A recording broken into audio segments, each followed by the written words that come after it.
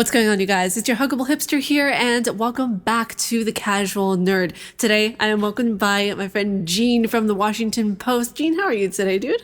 Morning, Ariel. Nice to finally meet you. It's nice to finally meet you too. We've been talking so much on Twitter, and now it's finally come the day where two people can nerd out about video games together. So I've been seeing a lot of your stuff on the Washington Post. I have been seeing so much of your content, and I was like, I wonder if I can get him on the podcast to talk about gaming journalism with me, because I just started getting into gaming journalism back in 2018, and it has been a ride, to say the least, ever since. So I wanted to start off with what. Now I know you said that you started off in political journalism. So what made you go from the transition of political journalism to gaming journalism? Yeah, so it wasn't just political journalism, but like all kinds of journalism. I really my journalism career really started when I was like 15. And I interned at the local newspaper on Guam, um, on the Pacific Daily News. Horrible place, the worst place I've ever worked at. But I interned there, and I ended up working there right after college. And I covered like small like business, military investments and movements, and eventually I finally settled on education, covering education news. Um, yeah, I was like, like the best education reporter on Guam. Everyone like knew who I was. And then I moved to Hawaii. I had a fiance there, and so I moved to Hawaii for love. We broke up a year after, as things go. But I ended up working. I actually moved to Hawaii without a job. So that's how much in love I was. That I just decided to move to Hawaii and risk being homeless to see what could happen. So I had about 3 months worth of rent saved up, and hopefully I can find a job in between that. So I was even applying to I literally applied to GameStop. I was Oh like, my fuck it up. gosh. Like I'll work. Oh, sorry if I can cuss. Oh no, it's okay. You can. Yeah, I was like, screw it. I can't. I'll work at GameStop. I don't care. It might be fun. I actually know things about video games. So it could be fun to just talk to parents about it. But I ended up working at the Honolulu Star Bulletin, and there I was a crime reporter. I covered all kinds of like murders and drug deals and car accidents and fires. Shout out to Maui, going through recovering from the wildfires the past few days. Um, yeah, like if I was in Hawaii right now, I would probably be on Maui covering the wildfire. That would probably be what I would still be doing. Um, and then I worked at a small investigative news outlet called Civil Beat. They're a nonprofit, and from there, I didn't do reporting. I was doing community manager work and like online social media engagement. So I became like Hawaii's first like social media editor and community manager. And community manager sounds very similar to like what you might hear in like the video game space. But I did it for a news outlet. So I was like starting like live events, doing live streams of stories, live tweeting, all that good stuff. Um, and that was the work that ended up getting me hired at the Washington Post. The Washington Post was looking for, someone to help with social media and everything. So I applied all the way from Hawaii, and then they decided to hire me. So I ended up working at the Washington Post from 2015 to 2019. Yeah, 2015 to 2019. And around 2019, um, the beginning of 2019, the Washington Post was considering starting an esports section, specifically esports. And this was going to be under the sports section. The reason why is because the editors realized that some of the billionaires, the local billionaires in DC, uh, like a fellow named Ted Leonesis, who is one of the founders of AOL. He started investing heavily, millions of dollars into esports teams. Like Team Liquid, all that stuff. And they thought that was interesting, and they thought, hey, what if we're missing out on this beat? on this topic of esports because apparently there's a lot of money going through it. Ooh, a lot of money in video games. It was like that's like that's when they realized there was money in video games when their friends started to invest in it, right? And also part of it was because like one of the editors felt like that he like underestimated the rise of MMA. He thought MMA was just gonna be a fad, and it turned out to be not the case at all. So he was like, I don't want to make that mistake again. So clearly video games aren't a fad, and maybe we should be covering that more. So as part of like the community manager and online engagement type of person, like I was assigned to helping out with that project of starting up the esports section. And my advice was don't cover esports. you know, uh, don't only cover esports because esports is very narrow, and I tried to make them understand the market that a lot of people, a lot of esports fans go directly to the teams. They go directly to the product because the teams are always producing their own content. Um, and I don't really think that there's a huge market for just esports journalism. So why don't we just do regular video games journalism? And they were like, yeah, that makes sense. And I was, one of the good things about the Washington Post is that historically throughout my career, people have never listened to me.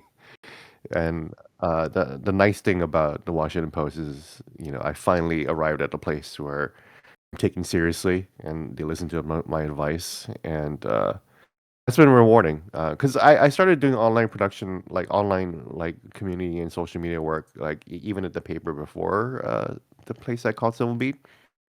But then it just really didn't take what I was saying seriously, or they didn't really understand what I was saying at all. Um, that's the pitfalls of working at like legacy media.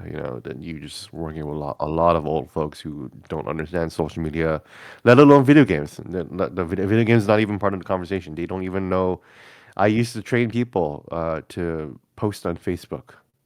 Like I would Oh, literally have wow. boomers say, "Hey, how do I post a picture on Facebook?" They don't know how to do that. And that extends like all the way up and down media. Like I'm talking about the local newsroom, but like I know folks in like really really huge newsrooms who literally don't know how to turn on their computer.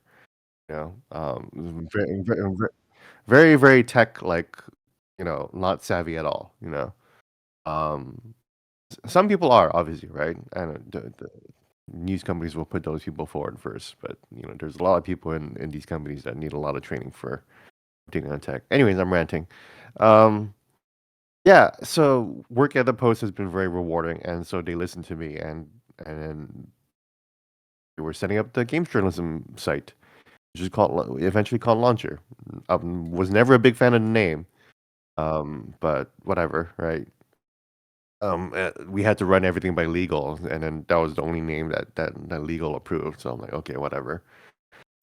And then the editors were like, "Well, I guess we need some reporters for this thing." And then one of the top editors, Emilio, was like, and he was the one. Emilio was the one who was kind of spearheading all this. He's a managing editor, and in newspaper terms, managing editor is kind of like the second most top person, just below executive editor. And he was like, "Well, Gene already works here, so why don't we just slide him in?" And that's what happened. That's that was my transition to games journalism. So that's why whenever people ask me, you know, one of the most common questions I get is, "How do I get started in games journalism?" And I was like, "I'm the worst person to ask probably, because it took me uh, 14 years to get to that point, and it was never something I was looking for.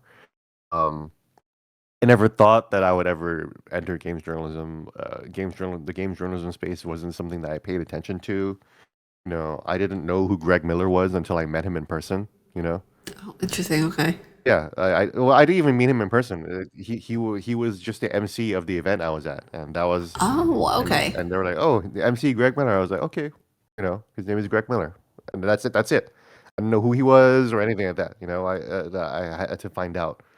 Um, so that's how like not paid. I haven't really paid attention to games media space. I'm not part of it. Even when GamerGate happened in 2014, I didn't know what that was at all. You know, 2014 was a year where I was really like focusing on. The cat wants to be part of the Sorry, my interview. cat pulled away my headphones. um, Cat's like, what no, was I this is saying? my time now. 2014 was the year where I was really focusing on like trying to. That's when I was working at Silbeat, and I really wanted to get out of Hawaii, and I really wanted to like get serious and focus on my work and not play too many video games or not to get distracted. Just really like I was just working 24/7, and that's why I became so successful at Silbeat. As their community manager and social media editor, I increased their traffic by like 524%. And that was like the work that like impressed the Washington Post. So by the end of 2014, like the how I found out about GamerGate was through the YouTuber Angry Joe. Um, Angry Joe was always one of my favorite personalities, and he has this list called the top 10 controversies of 2014. I was like, okay, let's check out this video and let's see what I missed. And then the number one thing was Gamergate. I was like, Gamergate, what is that? Everything I know about Gamergate is through the lens of Angry Joe, which is probably not the best, which is probably not the best source of information for that. So that's how unfamiliar I was in the gaming space. So people think that I've been around gaming journalism for a long time, but it's really only at the very end of 2019, October 2019, and then the pandemic hit. Yeah, and then it was kind of like everyone wanted to be a content creator at the same time when the Yeah, pandemic yeah, hit. yeah, So yeah. it was really cool to be able to see everyone get into games a lot more. So it was really interesting to see a lot more articles were being posted, a lot more blog spots were being posted, and so many more people were just getting creative. And I thought that was awesome. When it comes to certain games that you report on, what was the game that made you go, yes, that's what I want to report on. Like this is a game that got me into games journalism. Was it a specific type of game, or was it a specific type of genre that you gravitate more towards whenever you're writing a game review? Well, what's funny is that like my first piece of games writing was actually back in 1999. And this was for a very, very small site that's still going on called GameCritics.com. And we didn't get paid. Extremely small site, just made by two web developers who like games. And the very first video game I ever reviewed was Virtua Fighter 2 for the PS2. Oh Oh no, wow. no, I mean not Virtua Fighter 2, Virtua Fighter 4 for the PS2. Um, so yeah, not that old. But yeah, and I really loved fighting games at the time, and I really liked talking about them. So it was a really cool chance to be able to talk about it. And yeah, I guess that would be the game that got me into writing way back then, and helped me start in practicing writing about games. It was really, I think, the first piece of games media I've ever written. I think it's still online too. Oh, So nice. yeah. That's really cool. Yeah, I remember mine. Mine was the one that got me into it was The Evil Within. Because when I played that game, I was like, there's so much psychology in this thing. There gets so many things lost in translation because Twitter is just a place of words. It's not necessarily a place of videos like Instagram is, for example. So I want to talk about accountability in journalism because I see so many journalists with clickbait titles who do so many different stunts in order to just get noticed in the industry. Because I feel like, at least personally for me, it's a lot more difficult to get noticed now than it was back, I would say, like 5, 6 years ago, Mhm. for example. But when it comes to accountability, what is your take on a lot of the journalists who do these clickbait articles just in order to do this, who have no substance to the article? It's just clickbait. I mean, my take is that the market will shake out. I think people. I don't think hate reads is a sustainable business model. Um, getting people to hate your product that doesn't sound exactly smart.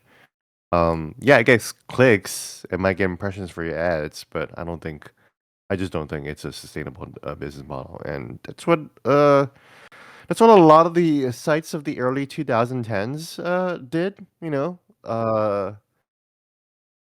Even that's the old digital media space. That was dominated by places like BuzzFeed and Huffington Post and Vice.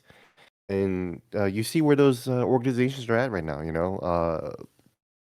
No one really knows what the Huffington Post does these days. BuzzFeed doesn't do news at all. Vice is basically a shell and has gone bankrupt. So yeah, I do think that the market will shake out and decide that uh, some of this just isn't worth it. And I get why people write some of these things. A lot of this is for SEO, to show up on Google and Google News. And yeah, I get that. That's smart. You probably should be thinking about doing some pieces of content like that. But um, for me, I have the luxury of working at the Washington Post, where maybe I'm not worried about my writing isn't the Washington Post isn't depending on my writing to survive, right? We have 1,500 reporters or journalists doing so many different things. Right now our top story is the Maui fire. So we got a lot of reporters covering that, and so I don't really have to worry too much about, like, oh my god, I need like 100,000, 200,000 people reading my story every time. I can sometimes write the stories like my next story. I know that's not going to be a widely read piece, but it's a story I want to write on because I think the person is interesting. And it's a small indie game. And Oh, nice. I don't always get that luxury, especially at the Washington Post, because in case people don't know, the entire launcher site, which I referred to earlier, got laid off. And I was only kept on. I was the only one kept on to continue writing for the Washington Post, and that really upset me. I'm still upset about it. I'm still very salty about it. We could have just gotten rid of the name, which would have made me happy, since again I don't Yeah. like the name. And we could just be called Washington Post Games, but it says just Gene Park. So Yeah, but um, instead they got rid of an entire unit of people who, yeah, it could have created an entire subsection to the Washington Post in and of it was itself. it was an entire subsection to the Washington Post. And we were hoping to grow, and we were doing pretty good, but oh well. You know, some of this stuff does irritate me, but I also understand why they're doing it, and yeah, that's just what I think. I just think that I don't believe it'll be sustainable. There's always going to be hate clicks or clickbait, I guess. And I want to specify that the technical term for clickbait is a headline that lies about what's in the content. So if it's part of that is kind of like the old BuzzFeed um, or Upworthy type of headline where it says you won't believe when blah blah blah, and it's like, what if I do believe it? That's clickbait. Or if the headline is just pretty much not telling you what the story is actually about. That's annoying. Uh, you see, clickbait, but a lot of people use clickbait as in, oh, they're just trying to get me to read the story. Well, every story is trying to get you to read the story. I think that's important for people to remember. So, um, try not to use clickbait too liberally in terms of using your articles, but rage bait. I think it would be a proper term. Would be a more proper term. A headline that's Never trying to heard of rage bait. yeah, yeah, no, a headline that's trying to piss you off and get you to read it. And a lot of that again is a kind of a leftover effect from Facebook, where the strategy for getting clicks on Facebook was writing a headline that was very emotionally engaging, something that would emotionally challenge the reader, and they'd be like, "Oh my god, I can't believe it! Like, I gotta click on this," or I can't believe that the person said that, or whatever, and then you'll click on it on Facebook. But Facebook is no longer a really good traffic hose for news, and that style of headline writing is already obsolete.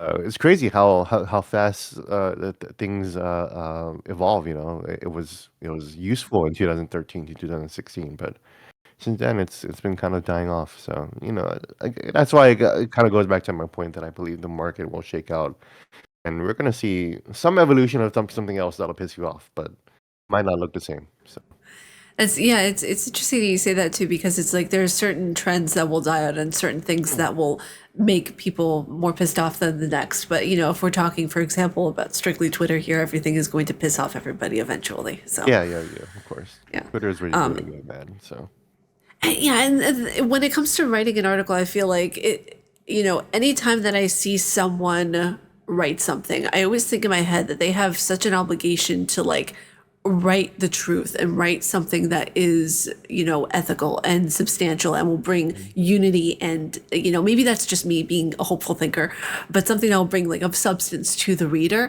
But I don't know, from my perspective at least, whenever I see these kind of clickbait articles, I wish they would be clickbait without being clickbait. Like show the clickbaitness, but have the substance in there. That way the reader doesn't completely waste their Yeah, time. yeah. So, but I mean, good clickbait would be something that asks an interesting question, right? So, or poses an interesting situation. yeah, exactly. Like, is Baldur's Gate worth a player's time? And then goes into the reasons why it's worth a Mhm. player's time. But speaking of Baldur's Gate, have you been diving into Baldur's Gate 3?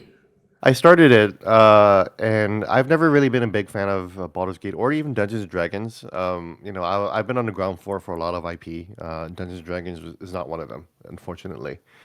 I used to play Magic the Gathering. That's my like IRL tabletop street cred. Dungeons D&D I never got into, but I felt like Baldur's Gate 3 was impossible to ignore.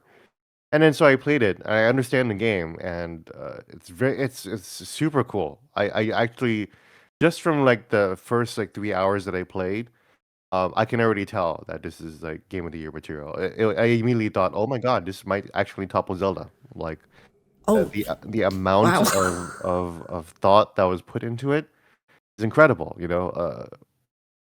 People are praising Final Fantasy 16's active time lore thing, and like how much thought it took to update like a wiki type thing, like as you're playing along. And Baldur's Gate 3 is doing something that is like 100 times more complicated and 100 times more interesting than what Final Fantasy 16 is doing, quite frankly. So I just think that Baldur's Gate 3 is such an amazing achievement, even in the very, very short time I spent with it. The problem is that my PC is very, very shite. I only have a 1060, which is fine still, but it's very old. And I'm running the game on really low, sitting at a really crap frame rate. And I'm like, you know what? I can't really like immerse. Like, I'm not already the turn-based nature and the dice rolling nature of it is already like not that immersive. So I need the graphics to like look amazing for me to kind of immerse myself in the story and the adventure. So I'm waiting for the PS5 release, which is still several weeks away, unfortunately. But Yeah, but that's what they I'm waiting turned back for as on well. cloud saves, so I can continue my 3 hours. I don't have to like re-roll everything Oh, that's and good. and just transfer my tune over to PS5. So that'd be great. I love when companies do that because that's what I saw whenever the Final Fantasy 16 demo went from the demo just straight into gameplay. And I was like, I love that they did this so much. It's very thoughtful. So It, it is. um, And, speaking of the games that we're mhm. currently playing, what are your top three so far of the year? Not like excluding game of the year, because I feel like everyone's game of the year could be subjective based on like what is recently coming out. Mhm. Well, I mean, Zelda. I think the year is going to be a toss up between if Starfield is as good as we all hope it would be, then I think the game of the year will be a toss up between Zelda, Starfield, and Baldur's Gate 3. And as big as a fan I am of Zelda, I love Zelda so much, and the Tears of the Kingdom might arguably be my favorite game of all time. I do think there's a strong argument for Baldur's Gate 3, and if Starfield becomes as good as it could be, Starfield might not be the game, might not become the game of the year, but I almost guarantee that it'll be the game that everyone plays the most. You know, um, it's probably the game that eventually we all have logged in the most hours for, and it's gonna be the game that we still play like 2029 or something. Um, but my favorite games of the year are, being personally, Resident Evil 4 remake, because I'm Resident Evil 4, my top 3 video games of all time are one of the Zeldas, whatever Zelda I feel like probably Breath of the Wild or Tears of the Kingdom, and Dark Souls and the original Resident Evil 4. So the Resident Evil 4 remake is probably better than the original Resident Evil 4, but I still prefer the original Resident Evil 4. But just the fact that it's Resident Evil 4 already makes it one of my favorite games of the year. But that's kind of cheating. And then there's Zelda and Baldur's Gate. Hi-Fi Rush, I feel like is before Baldur's Gate. It was is what I would call my second best game of the year. Um, Mostly because just the amount of creativity it took to just have every single visual element match with the music. It's just that's just so creative and so wonderful to witness. So like stuff like that, and then you have to play it to really understand like the rhythm of it. Stuff like that just just lets me see like what makes video games so special. Like a music video couldn't accomplish what Hi-Fi Rush does. So um, Yeah, I thought that was that's really kind of unique. yeah. Because it's fascinating whenever I get into different conversations with different, whether it's someone who's a journalist or whether it's someone who is a YouTuber. Their favorite games vary so much. But one thing that is a commonality is the story. That's why I'm finding like with a lot of favorite games entail a lot of like really intensive story play, and It's I funny think that that you it's say really that awesome. because I am someone who doesn't emphasize story in my reviews. Okay. Story is I am you know that old John Carmack quote, story in video games is like porn, brand porn, right? It's nice to have, but it's not really necessary. Something like that. I'm probably butchering that quote. I don't necessarily agree with that quote, but I'm closer to agreeing with it than not agreeing with it. Um, if a game has an absolutely terrible story, but the game is so fun, I would still give it like a 9 out of 10, probably. And it would still be my favorite game of the year. A story and I say that saying knowing that like Nier Automata is one of my favorite games of all time. It's just right at number 4 under like top 3 Dark Souls, Resident Evil, Zelda. That's purely because of the story. So I do see that. That's not to say that I don't see the value of a great story. But for me, Resident Evil 4 doesn't have a great story. But I consider it a better game than Nier Automata. So that's where I lie because the game is so much better. And Resident Evil 4 just doesn't have like an amazing story. So I think Doom is one of the best games of all time, and Doom barely has a story. Yeah. You just kill the devils. That's it. That's all you need. Exactly. Um, Yeah, and that's the interesting part about games. Like for me, it's like it's kind of the opposite because whenever I'm reviewing a game, I look at the story entirely. Like if the story mhm, doesn't suck me in, then mhm. I know that I'm probably not I gonna see that like a it. lot. Like So like every time I try to prop up Zelda, they're like, "Oh, it's too bad that it doesn't have a story." And I'm like, "Did you play the rest of the game?" it Like does that's have a that, story. huh? It It does does have have a a story, story. but it's like, oh, they're too bad they're not really focusing on the narrative, and it's like, well, I mean, the narrative is good enough. I do agree that the story isn't like amazing, but it's good enough, and for me, the play is the most valuable thing about the game. You can get a story anywhere else, anywhere, you know, but you can't get play anywhere else. You can only get a play from video games. So for me, I think the biggest value is most important thing for a video game to get right is play. That's why I'm such a big Nintendo fan because Nintendo doesn't do the story first. Zelda Tears of the Kingdom wasn't made thinking about a story at all. It was made thinking about like, okay, how is the player going to have fun? How is the player going to engage with the game? Once they figure that out, then they try to wrap the story around it, and that's why the story kind of feels haphazard because they're just trying to jerry rig or like retroactively make the story work with the gameplay systems that they made. So that's why they're like, oh, we'll just call it Ultra Hand, and like, oh, this guy will just give you the power. And so that's why it doesn't feel that compelling because they don't start with the concept first. They start with the gameplay first. Um, and and that's what I find interesting about a lot of Nintendo games because Animal Crossings, right? That doesn't have much of any story, but it's still amazing to play. That's yeah, what saved everybody in the pandemic was playing that with everybody. yeah. I mean, so I made this argument before, but like for me, the story is the player's experience. So if the player's experience is wonderful, if it's interesting, then that means the game has an amazing story because you made that amazing story. For me, the story of Animal Crossing was a guy who came in and started being a building of houses, and then I actually built like a whole like red light district area of my island, and that's when I started not getting interested in Animal Crossing. So the story of Animal Crossing is about how a guy came in, built everything up, built a really nice community, and then kind of lost his way and started building up like bars and like hookers and hooker houses and everything like that, and then fell off. And that's the story. What an amazing story that was, you know. And that's why, like, I remember I got into fights with people about Elden Ring because people were like, "Oh, Elden Ring doesn't have a story," and it's like the story is right there. The story is about, the story is happening as you're playing the game. The story is you opening the treasure chest, that treasure chest, and then you wake up, and then all of a sudden you're in Caelid, and there's a blood red sky, and that's the story. That's the narrative that's happening.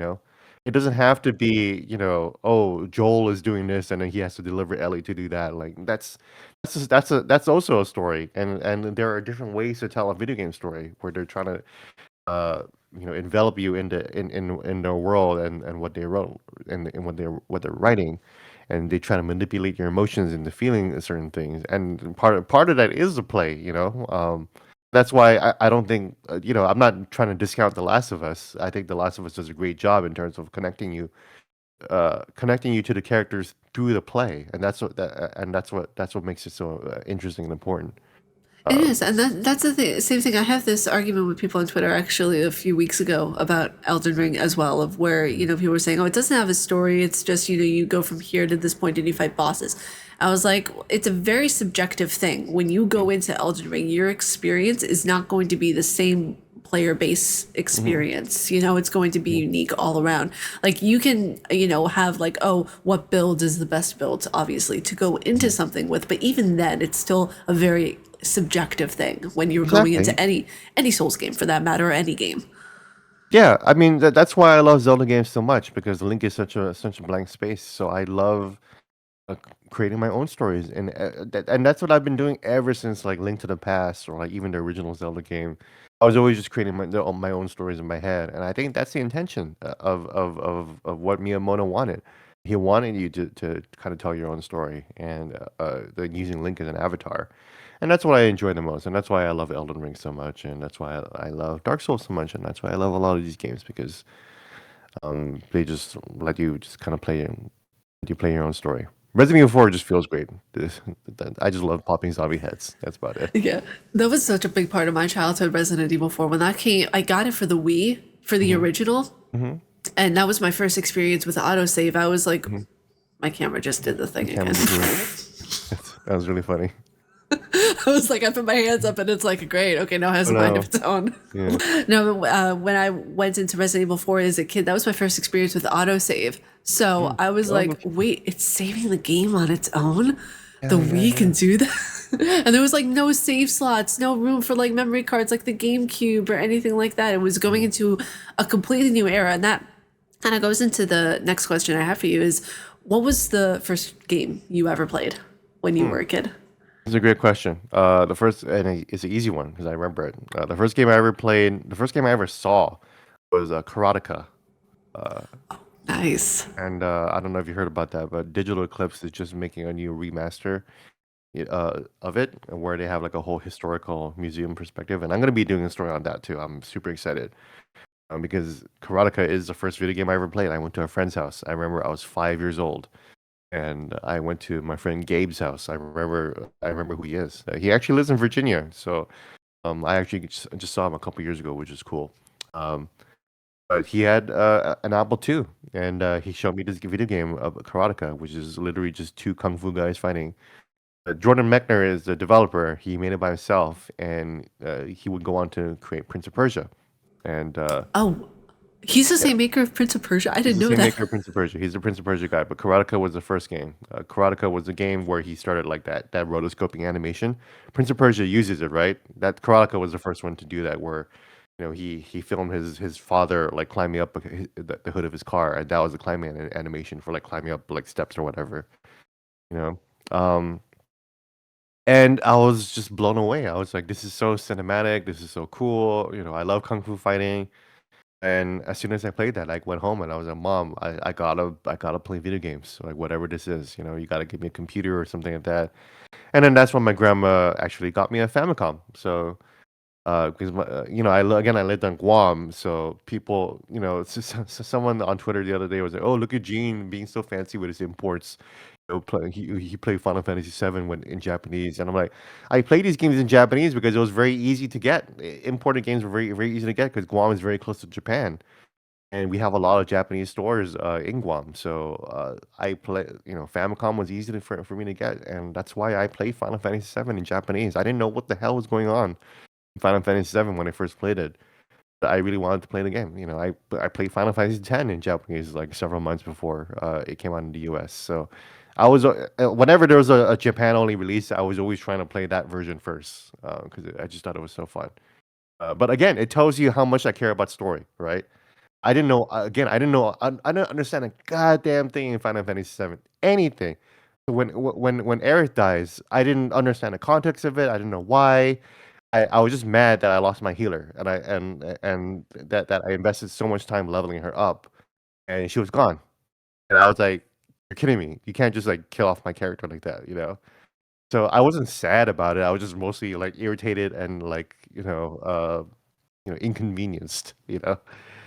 But again, like Final Fantasy X, like I barely understood what was going on in that story. I just wanted to play the game. I just wanted to engage with the combat system, And I know what fight means. I know what item means, and I can read that stuff. And that's all I need. I love that so much because it shows the historicity of the person and how they grew up in the direction that they necessarily didn't think they were going to go into. And I think that that's really cool because I posted about actually on Twitter last night of my first game I ever played, got into, what got me necessarily into this industry was Resident Evil 1 remake on the GameCube. And I played that when I was 10. My dad wanted to see what the graphics look like. Lies, he just likes zombies. And when he played it with me, my mom was like, "Are you sure this is going to be okay?" And I went through it. I loved it. Like Jill, I never saw Jill in like a woman like in a video game, like as a character you can play. And that was just a revolutionary time. And then Resident Evil 0 came out the same year that did, which if we think about that now, that's incredible that Crazy. two back-to-back solid games came out at the same time like that. And for the GameCube nonetheless, because I always remember the sign where it said, have to switch to disc 2. So I thought that's always just a flashback. Yeah, I But played the that's original Resident Evil on PS1. I was desperate to play Resident Evil 1 on PS1. I was like, this is next level video games. I was like, are you kidding me? That game looks crazy. And then when I finally played it on PS1, I was like, this is the future, right? It's hard to really express how mind-blowing a game like Final Fantasy VII was, or even Metal Gear Solid. You can't communicate how mind-blowing it is to hear Metal Gear Solid have mostly voice acting, you know? And the fact that that never existed before. And then it's like, what is it? What are all these people talking to me for? This is crazy. It was just like you can feel your brain change as you play these games. that, yeah, and now we understand why that it's the video games industry. It makes more than movies and TV combined. Hmm. Hmm. Yeah, So from I think sports too. So yeah. Yeah, and I thought that was so fascinating because, like, when I see video games now in comparison to even just 10 years ago, it's such a shift. It is Hmm. a monumental shift in the way not only the stories are done, but the character. Like, if we look at Uncharted 1, for example, all the way up to Uncharted 4 for the PS4, the Hmm. way that they did, and I explained this to my community before, like, they got rid of the fade to blacks because when you fade to black, it's normally like you're just building up for the assets to come in. They didn't have to do that with what the technology that was coming out with the Hmm. PS4. So I find that with each generation that plays the older games, they get the progression of the history of it. Hmm. Yeah, So yeah, I yeah. thought that was pretty cool. So when it comes to Twitter and when it comes to social media content, social media marketing necessarily, when we see different takes or opinions from people that we might necessarily not agree with, we just go, "Oh, okay, that's just another Hmm. person's opinion." But why do you think it is that, especially when it comes to games journalism, a lot of people hate our takes so much? They hate the way that we put forward an opinion, which it's that's all it is, really, an opinion. Hmm. Um, I don't know. I think they and it's true that some game companies do listen to games journalists. I think they're worried about that. I think they're worried that, oh, if I disagree with this take, then maybe the industry will just listen to this person, right? Um, And it's true, I do have developers like listening to me, like they will slide into my DMs and they're like, "Oh, you're totally right," you know. No one's ever told me that I've been wrong, so there's that. Uh, but yeah, maybe that's it. I just think that maybe they have a fear that some developers might listen to games journalists, and they do. Uh, and that would affect how games are made and whatnot. And like imagine if we're all saying, "Oh my God, we need more live service games," you know. But sometimes they don't listen at all because sometimes the consumer, it's a consumer that's just doing their own way, you know. So I mean, look at how many pieces there are about how horrible live services are, but yet everyone still keeps pushing on because they're still chasing that hope that they make that one live service that'll just make them billions of dollars for the next couple of years, you know. Right. Um, Exactly. Otherwise, I just think it's just part of like the whole social media atmosphere. You mentioned that I was in political journalism, and I say that because I help cover a lot of politics at the Washington Post through social media and engagement and everything like that. So I was helping our coverage with like Trump and everything, and I cover like the presidential debates and everything. Um, and me being in that sphere, I see the same kind of toxicity in so many other topics. That's just how we are. So that's why whenever I hear people say, especially people in the games media, they say, "Oh, the games media space is so cursed," blah blah blah, and it's like it's not just guys, it's not just the game space media that's cursed. Entire media is cursed.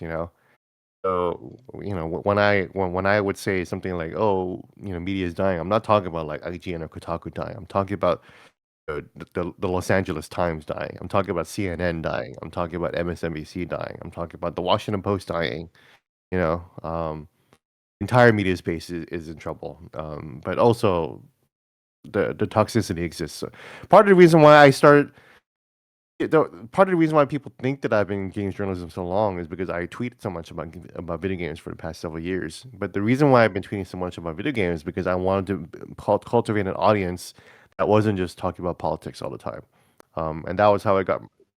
That was how kind of how I got noticed on Twitter was because I was the social media guy for the Washington Post. So obviously I'd be tweeting a lot of political stuff, and I just got tired of seeing my feed just being all about politics. I was like, you know what? I'm so tired about talking about politics and the real news. I want to, let people know who I really am. I love playing video games. I love hip hop. I love movies. Let me just talk about all this stuff, and hopefully, and then and so that's how I grew my audience as a personality, and I started to reach out to like different content creators. I started to talk to them about stuff, and through that, I started to network with them. So now I'm just like friends with like some of my favorite content creators of all time. People like Susie the Sphere Hunter. Who you might know as like the Resident Evil Queen of YouTube. And I've just been such a big fan of her work, and then I just started tweeting at her, and now we just like talk on a regular every few months, and it's just awesome. And that was all done with intention, so that's why when people say, it just feels like you've been covering video games for a long time. I'm like, yeah, because I've been talking about video games for a long time, and so I'm glad you noticed that. And that is with intention. I did want to cultivate an audience that knows me for games and that is talking about games, and I've done that. And that was very helpful in my switch to from regular journalism or broad mainstream journalism to games journalism too. So, Yeah, and it doesn't go unnoticed by the way the work that you do in this industry because whenever I look at different journalists who try to make their mark, they do it with the intent of getting clicks. mhm, You and other journalists that I've seen do it with the intent of making a positive impression amongst people. mhm. And that's the thing that it varies so much with so many people. I think that is the most positive thing that can come out of it, which is why I mean, I always say to people, and I'm not afraid to be mushy about it because I always tell them that they're an inspiration to me, and they always say like, you never have to say that. It's like if you don't say this to people when you genuinely mean it, then they're never going to know that their work is seen and that it matters. Yeah, please tell me. So yeah, I'm Gene, not. your I'm work is not. seen and it matters. I'm a Leo. I just had my birthday last week. Tell me how great I am. I love the attention. It helps. It helps me. It helps keep me going. Happy belated Um, birthday, by the way. Thank you. And I mean that again. I'm glad you say that. And other people have said that they sometimes forget that I'm just like a journalist for the Washington Post, and they think of me as a content creator. And that again, that's with intention. I study the content creator space. I feel like I understand it fairly well, and I try to utilize some of that some of the tricks of personal branding and everything to try to make myself known. And a lot of that is like positivity. A lot of that is about like making sure that people know that I'm knowledgeable and passionate about a topic. And I think that's what's missing a lot in media in general is that passion. That you watch places like CNN or your local TV news or whatever like that, and they're saying things very robotically. I'm watching all the coverage of the local news of the Hawaii coverage, and they're talking about this tragedy in such a robotic way, and it's like it's crazy that you're just talking about how 53 people are dead like nonchalantly, and that doesn't register well, especially with the new generation. And so that's why I want people to know that I'm passionate about what I'm covering about what I'm writing about, and that's what content creators do too, to stand out. And so it does give me it does make me feel good when people say, you do seem to get along with content creators because there is like a kind of a clash between content creators and like regular journalists and everything like that. And it's like my friend Taylor Lorenz has also done the exact same thing, where she's basically a content creator herself. She got huge Instagram and TikTok followings, just by posting just like a TikTok person would. Um, and that was what I learned through my own training as a social media professional and as a social media consultant. And so I'm just using the tricks that I would advise to other people.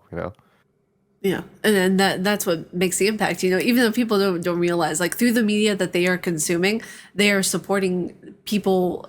Those that they may like, or those that they may not like, or those that they really like, without even knowing, because those social media people are using those tactics to get Mhm, across mhm, the board mhm, to everyone. So mhm. that's kind of Yeah, like, it's about you know, it's about supporting who you like. yeah. That's what it is these days. Yeah, and that's kind of like it was strange because I remember having this conversation actually with my family of where they said you have to decide you're going to be a journalist or you're going to be a content creator on YouTube, and I said, why can't I be both? Yeah, You yeah, know? why not? So, Yeah. it's one of those things of And where look at Paul it's a Tassi at the Forbes, at Forbes, he is just he's not even an official staff writer at Forbes. He's a contributor. But he does, really good work, and then he started his own YouTube channel, and it's very successful. So, I wish I could do something like that. But maybe you're a very talented video editor. You have things you can teach me right now. So, and yeah, it all there's so comes much to down learn in this to space too.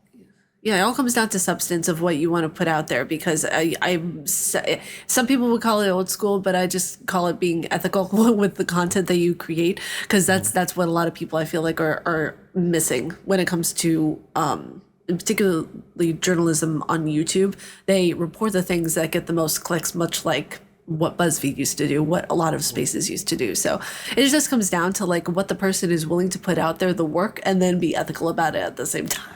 Mhm. So, but with that being said, I want to be able to end on a fun note with this podcast. What is a game that you would recommend to anyone? Like your favorite game, you don't have to label it as an opinion. It is your fact that it is your favorite game and you just want to recommend it to anybody. Mhm. Wow, that's actually a tough question to recommend to anybody. I'm trying to think about everything I play is kind of niche. Like I'm playing Xenoblade Chronicles X on my Wii U Oh, right now. nice. I love that. Um, Let me think. Uh, oh, you know what? I'll just go with my own standby. If you love RPGs, or if you miss if Final Fantasy 16 left you feeling like, oh, I miss the old days of RPGs. I implore everybody to please, please, please try the Xenoblade Chronicles trilogy on the Nintendo Switch. It is better than Final Fantasy. Um, and it is made by a former creator of Final Fantasy. A lot of people don't know that Takahashi was the scenario director of Final Fantasy 6, and he was in line to possibly make Final Fantasy 7. But the reason why his story was rejected was because it was considered too dark.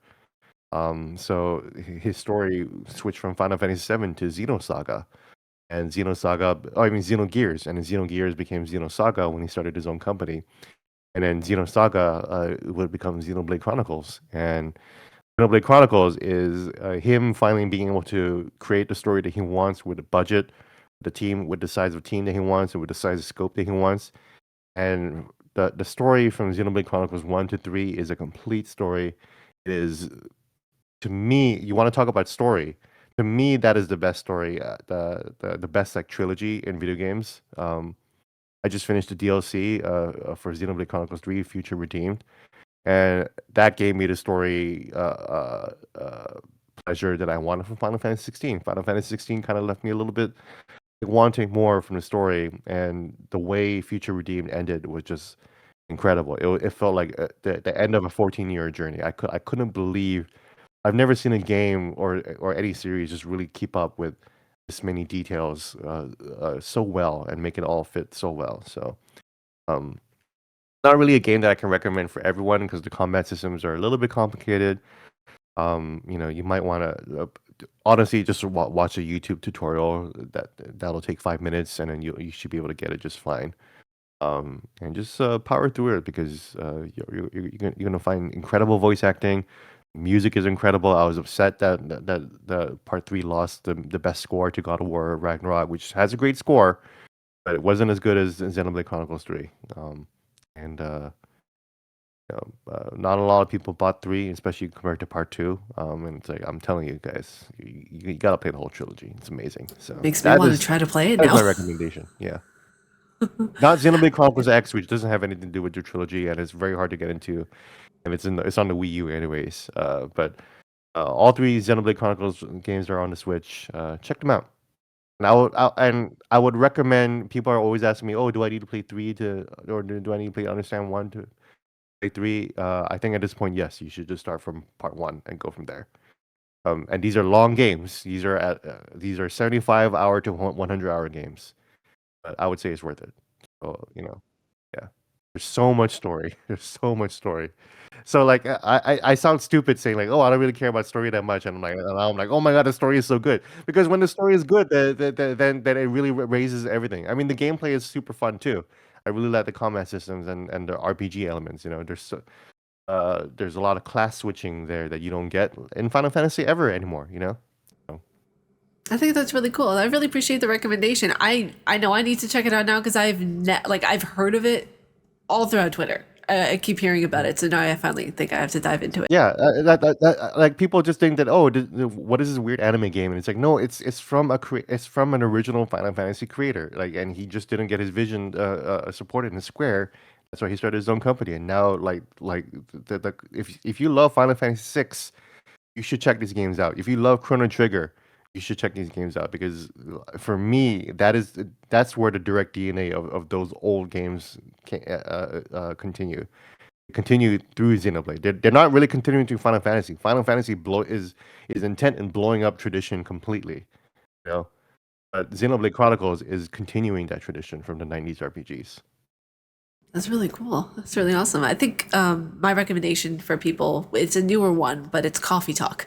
It's very simple, not heavily story driven. It's more just relaxed of where you are in the town, you run a coffee shop for the inhabitants who are monsters. And I think that it's just such a chill game. You're making lattes for monsters. You're listening to all of their personal stories. You're hearing all of their whims, their wishes, their dreams. And I think is one of the most relaxing games I have ever played. The Coffee Talk 2 Hibiscus just came out on Game Pass, and the physical copy, I believe, comes out next month. So Cool. when that releases, I know I'm going to be getting my hands on it because the story of that continues in there, and it's just wonderful. It's so relaxing. So I would highly recommend anyone who loves very aesthetic type games, who loves relaxing games with really cute stories interwoven in between with multiple characters, highly recommend it. So, but you guys, that was it for the podcast. Gene, I really appreciate you coming on. It was a lot of fun to get to talk to you about gaming journalism. Yeah, thanks, Ariel. Congratulations on your success. It's been fun to watch that you evolve over the years too. Oh, thank you so much. I appreciate that. You guys, if you all like our faces and what we do, please be sure to subscribe and hit that bell down below. I make videos every day here on YouTube. May you find your worth in the waking world, dear hunter. Stay casually nerdy, and I will see you all in the next video. Umbasa.